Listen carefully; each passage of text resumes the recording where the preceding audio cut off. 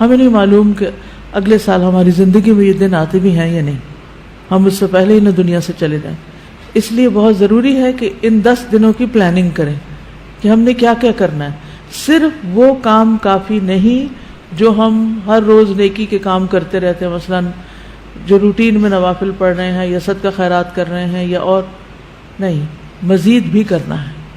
صحابہ ان دنوں میں انتھک محنت کیا کرتے تھے. سعید بن جبیر ذی الحجہ کے 10 دن داخل ہونے کے بعد عبادت میں بہت زیادہ کوشش کرتے تھے، حتیٰ کہ وہ اتنی محنت کرتے کہ لگتا کہ وہ اس کی قدرت نہیں رکھتے، یعنی اپنے آپ کو اتنا تھکا دیتے کہ لگتا کہ بس اب اس سے زیادہ کچھ کر نہیں سکتے، آخری درجے تک. اب نیک اعمال میں سے افضل عمل جو ان دنوں کے لیے پسندیدہ ہے وہ اللہ کا ذکر ہے. نبی صلی اللہ علیہ وسلم نے فرمایا کوئی دن اللہ کے ہاں ان 10 دنوں سے زیادہ عظمت والا نہیں ہے، اور نہ ہی کسی دن کا عمل اللہ تعالیٰ کو ان 10 دنوں کے عمل سے محبوب ہے. یعنی نہ دن ان دنوں سے افضل ہے اور کوئی اور عمل اس سے افضل نہیں. بس تم ان 10 دنوں میں کثرت سے لا الہ الا اللہ، اللہ اکبر اور الحمدللہ پڑھو، یعنی تحلیل، تکبیر اور تحمید. اب اس کے لیے یہ جو کلمہ نا سبحان اللہ والحمدللہ ولا الہ الا اللہ واللہ اکبر، یہ ان تینوں کلمات کا مجموعہ ہے اور اس میں سبحان اللہ کا اضافہ بھی ہے. اسی طرح اللہ اکبر لا الہ الا اللہ واللہ اکبر وللہ الحمد. ٹھیک ہے، اس میں بھی تینوں چیزیں آ جاتی، الحمد بھی آ جاتی ہے، اللہ کی حمد بھی آ جاتی ہے، اور لا الہ الا اللہ اور اللہ اکبر بھی آ جاتا ہے.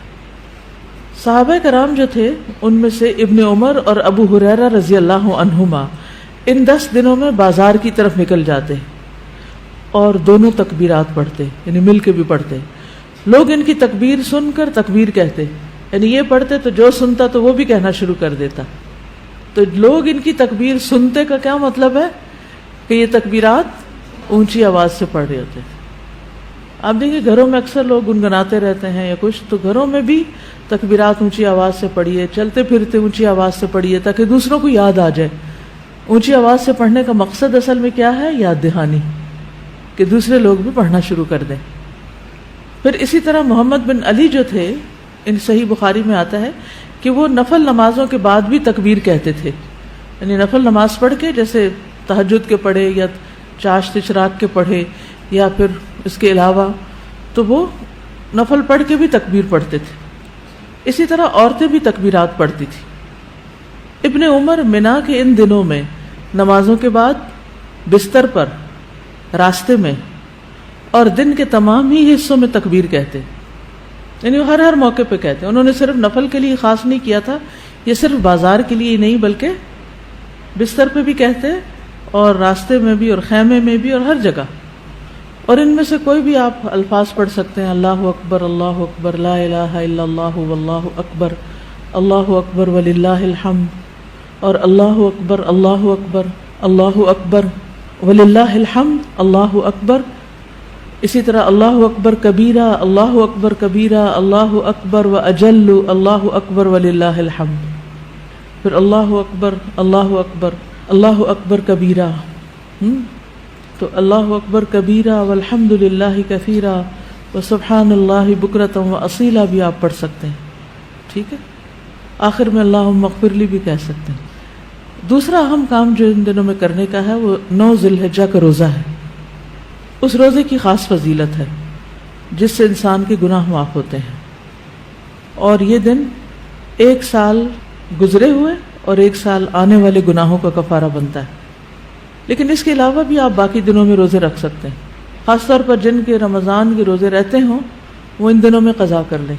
جو شوال میں نہیں کر سکے، ذوالقعدہ میں نہیں کر سکے، اب ذوالحجہ میں کر لیں. اجر کا اجر ہے اور اپنے فرض کی ادائیگی بھی ہو جائے گی. شوال کے روزے تو الگ الگ رکھنے پڑتے ہیں، لیکن یہ آپ ملا کے بھی رکھ سکتے ہیں، کیونکہ ان پہلے 8 دنوں کے روزے کو مخصوص نہیں ہے. یہ ہم نفلی روزے ثواب کی خاطر رکھتے ہیں، لیکن اگر قضا رکھ لیں تو بہت اچھا ہے. اور ان دنوں کا سب سے افضل عمل قربانی ہے. اقوال میں تسبیحات ہیں، افعال میں قربانی. تو مجھے امید ہے کہ آپ سب نے قربانیوں کا بندوبست کر لیا ہوگا.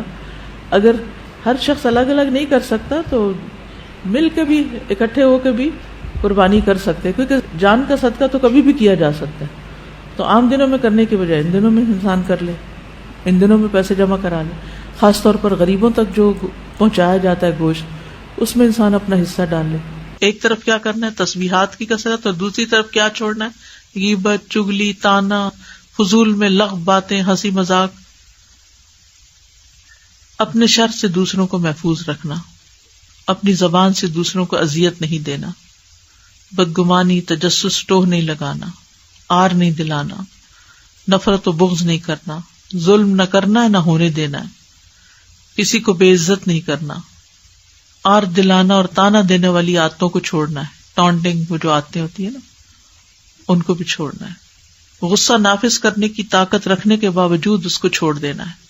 گالی گلوچ، بد زبانی، ان چیزوں سے بھی بچنا ہے. مسلمان کو ہر طرح کی اذیت دینے سے رکنا ہے. رشتہ داروں کی قطع تعلق ہی نہیں کرنی، ان کو منانا ہے. ظالم رشتہ داروں پر بھی مہربانی کرنی ہے. اپنے شر سے پڑوسیوں کو بچانا ہے. اپنے ایمان کی تجدید کرنی ہے. صبر اور عفو درگزر کرنا ہے. اچھا اخلاق اختیار کرنا ہے. اول وقت پہ نماز پڑھنا ہے. قیام لمبا کرنا ہے. ہو سکے تو تہجد پڑھنا ہے. روزہ رکھنا ہے. حج کے لیے تو چلے گئے ہیں لوگ، ہو سکے تو حج کرنا ہے.